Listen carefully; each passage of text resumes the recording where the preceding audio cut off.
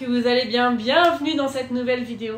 Moi ça me fait super plaisir de vous retrouver dans une nouvelle vidéo face caméra, même si je suis toute seule. Et oui, parce que comme Valentin travaille du lundi au vendredi, c'est trop compliqué d'organiser, en fait, de tourner les vidéos le week-end, parce que le week-end, on est tout le temps en vadrouille, on n'est jamais à la maison.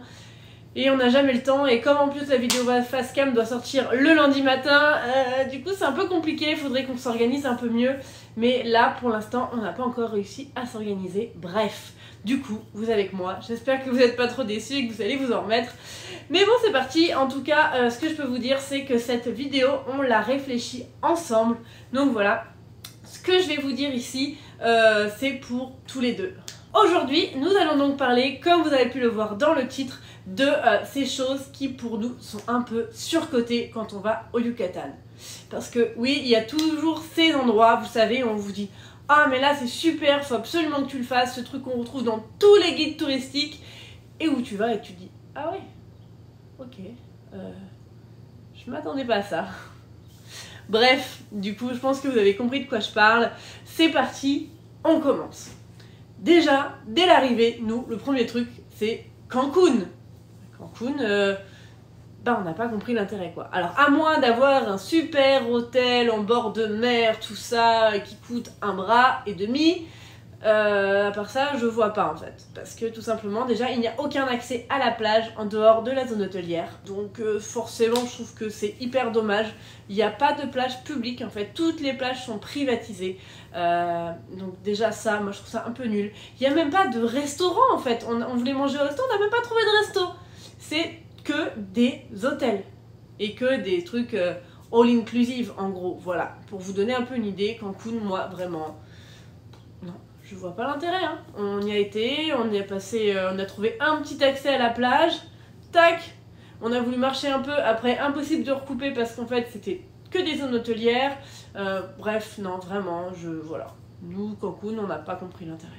Ensuite, autre endroit mythique du Yucatan, autre endroit qu'on voit partout, auquel on pense même quand on pense au Yucatan, j'ai nommé la 7e merveille du monde, Chichén Itzá.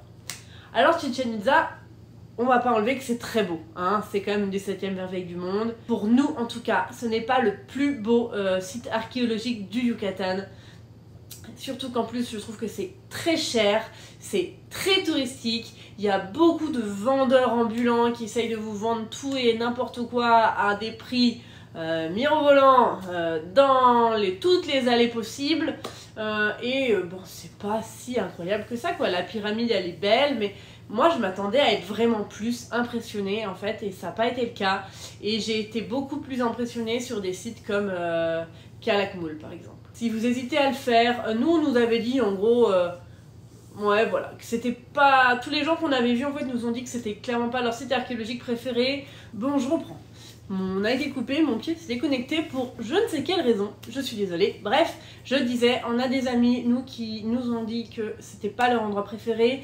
On a voulu aller voir quand même parce que bon, c'est un peu une des 7 merveilles du monde. Nous, on n'en avait jamais vu encore et c'était un peu aussi en partie pour un peu cocher la case, on va dire, voilà, que c'était un peu un incontournable.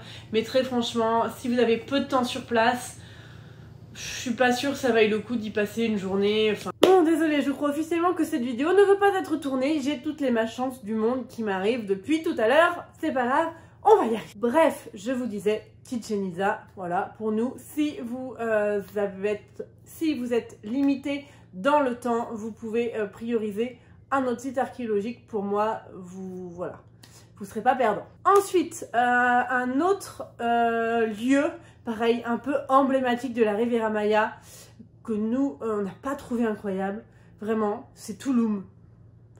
Genre Tulum, on voit partout, on entend tout le temps parler de Tulum. Voilà, faut savoir que Tulum, en fait, globalement, c'est 2 routes le long de la mer, avec des hôtels et des bars, des beaux hôtels de luxe la plupart du temps, ou des petits bars-restos qui privatisent la plage. Il y a une seule plage publique, le reste, c'est tout privé. Et ensuite, c'est 2 routes en fait qui sont en plus pas très larges, avec des taxis qui déposent des gens partout. Ça fait des embouteillages presque tout au long de la journée. Et voilà, c'est à ça que se résume Tulum. Enfin, moi, c'est un peu à ça que je le résume. Parce qu'en fait, la vraie ville, elle est un peu plus dans les terres et elle a rien de... Enfin, c'est une ville, quoi. Voilà, vraiment. Et sinon, le seul truc qui est à peu près chouette à voir là-bas, c'est les ruines de Tulum, que nous, on a bien aimé, qui sont des belles ruines au bord de la mer. Et ça, c'est vrai que c'est chouette. Mais sinon, à part ça, à part si vous voulez boire des coups dans des beaux hôtels de luxe, je pense que sinon, il n'y a pas énormément d'intérêt. Voilà. Très franchement, si vous n'allez pas à Tulum, pareil, vous n'allez pas perdre grand-chose. Hein. Passez-y une journée pour voir les ruines et voilà, hein, pour moi, pas trop d'intérêt. Pareil, dans la même zone, il y a le Grand Cénote, qui est un des cénotes les plus connus vers Tulum. Et nous, ça c'est pareil, on voit vraiment que c'est une zone touristique parce qu'on a trouvé que c'était un endroit très touristique et vraiment fait pour les touristes, alors qu'il y a des cénotes beaucoup plus beaux et beaucoup moins chers. Voilà. Très franchement, celui-là, il est vraiment pas rentable. Alors, c'est vrai que c'est joli, hein. Il n'y a pas à dire, l'endroit est très joli. Il y a tout un cadre autour, c'est très chouette. Mais je sais plus combien on a payé, mais je crois que c'était 400 pesos par personne. Alors que des cénotes comme le Cénote Azul près de Playa del Carmen, qui sont aussi magnifiques, c'est 120 pesos, quoi. Et encore, il y en a des à 30 ou 40 pesos l'entrée des cénotes quand on va dans le Yucatan. Donc vraiment, 400 pesos pour un cénote, non. C'est abusé. Et ça les vaut pas. Il n'y a pas un truc qui se dit ah ouais vraiment là ça les valait. Non. Vous faites-vous pas avoir. C'est toutes ces zones là en fait c'est vraiment pour les touristes américains et les touristes américains ne recherchent pas du tout les mêmes choses en termes de tourisme. Ils cherchent vraiment de voir les choses en grand. Ils cherchent des choses qui claquent et qui en jettent. Voilà, c'est pas la même façon de voyager peut-être. Enfin, après, on va pas résumer les Américains à ça, bien évidemment. Hein, on se comprend. Mais voilà, c'est dans la globalité. Bref. Ensuite, il y a aussi deux endroits dans la même zone que, bon voilà, c'est pas obligé d'y passer selon nous. C'est la ville de Bacalar et la ville de Chetumal. Donc c'est deux villes qui sont pas très loin l'une de l'autre, près de la lagune de Bacalar. Alors, à ne pas confondre la ville de Bacalar et la lagune de Bacalar, parce qu'il y a des endroits dans la lagune qui sont incroyables, comme Los Rapidos, la Laguna Bonanza. Je vous remets les liens de nos vidéos là avec quelques images, c'était incroyable cet endroit. Donc ça, surtout, allez-y. Mais Bacalar en elle-même, l'eau était pas très belle, la ville était pas ouf. Il y avait une sorte de forteresse et j'avais vu l'entrée, j'avais trouvé ça très cher. Voilà, on se dit que voilà, c'était pas forcément très intéressant d'être à Bacalar, si ce n'est pour aller en fait se balader autour, voir la lagune. Mais dans la ville en elle-même, pas trop d'intérêt. Pareil pour Chetumal, qui est un peu la ville de passage.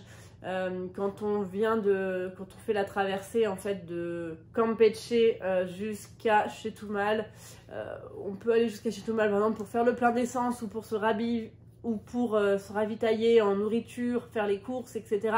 avant de remonter sur Bacalar.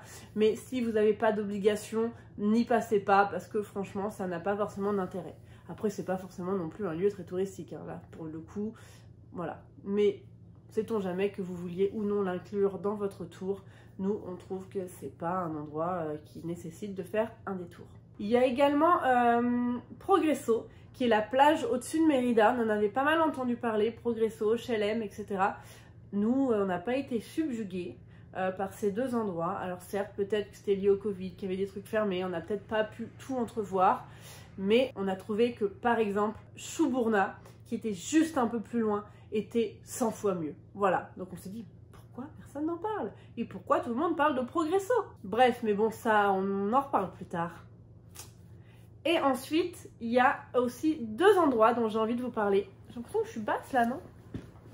On est bizarrement installé aujourd'hui. Il y a deux endroits également dont je voulais vous parler, mais que nous, en fait, nous n'avons pas visité parce que, justement, on nous les a déconseillés. Peut-être à tort, si vous les avez vus, eh ben dites-le nous. C'est alors déjà Akumal, qui est normalement la ville des tortues, entre guillemets. C'est un peu l'endroit où on peut faire du snorkeling avec les tortues à coup sûr. Mais déjà apparemment la plage serait payante. Et ensuite il faudrait absolument prendre un guide pour pouvoir aller voir les tortues, en fait, pour prendre un bateau. Parce que les tortues ne viennent plus en bord de mer. Donc voilà, déjà vous sentez le truc un peu touristique. Forcément on se retrouve à payer. Et en plus, apparemment, on verrait des tortues à coup sûr parce qu'il y aurait en fait des filets au niveau de la mer qui retiendraient les tortues sur la côte. Voilà. Donc je ne sais pas la véracité de ça. Moi ça m'étonnerait pas trop si vous voulez mon avis. Donc voilà, dans le doute, on n'y est pas allé parce que c'est pas le genre de choses qu'on a envie d'encourager tout simplement. Et il y a également Rio Lagartos qui est une lagune que nous n'avons pas faite. Parce qu'apparemment l'eau n'était pas très belle, en tout cas actuellement c'était très vaseux et ça n'avait rien à voir avec le Rio Lagartos qui avait existé il y a quelques années. Donc vraiment nous a dit qu'actuellement ça valait pas le coup d'y aller et du coup on n'y est pas allé, voilà tout simplement. Alors peut-être que maintenant ça va mieux, peut-être que d'ici quelques temps ça sera mieux, peut-être que je sais pas. Franchement je peux pas vous dire, mais voilà, nous on n'y est pas allé donc on pourra pas vous dire si c'est bien ou pas. Mais en tout cas, nous, on nous l'avait déconseillé parce qu'on nous avait dit que c'était décevant, surtout que c'était un assez gros détour quand même pour y aller. Donc, voilà. Voilà, je pense que j'ai fait le tour des petits lieux comme ça qui, en fait, sont sur le papier souvent très touristiques et qui finalement ne sont pas si ouf que ça. J'espère que ça vous sera utile si vous êtes en train de préparer votre voyage dans le Yucatan parce que je sais que généralement quand on vient des fois souvent c'est que sur 2 semaines, 3 semaines et c'est pas toujours facile de savoir quoi prioriser parce qu'il y a quand même beaucoup de choses à faire dans le Yucatan. Donc voilà, j'espère que ça pourra vous aider, même si bien sûr c'est très subjectif puisqu'on a tous des façons différentes de voyager et qu'un truc que nous on n'a pas aimé, vous pouvez adorer et inversement. D'ailleurs, du coup, on se retrouve la semaine prochaine pour exactement l'inverse. Je vous ferai du coup une petite vidéo de ces endroits que nous avons adorés, mais dont on n'avait absolument pas entendu parler, qui sont donc complètement sous-cotés selon nous, et on va vous en parler lundi prochain.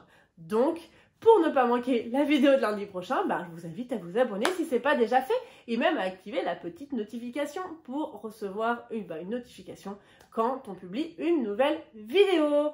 En attendant, je vous dis à jeudi pour notre petit weekly vlog de la semaine passée. Et en attendant, prenez bien soin de vous, passez une bonne journée, nuit, matinée, tout ce que vous voulez. Et je vous dis à bientôt. Allez, ciao ciao!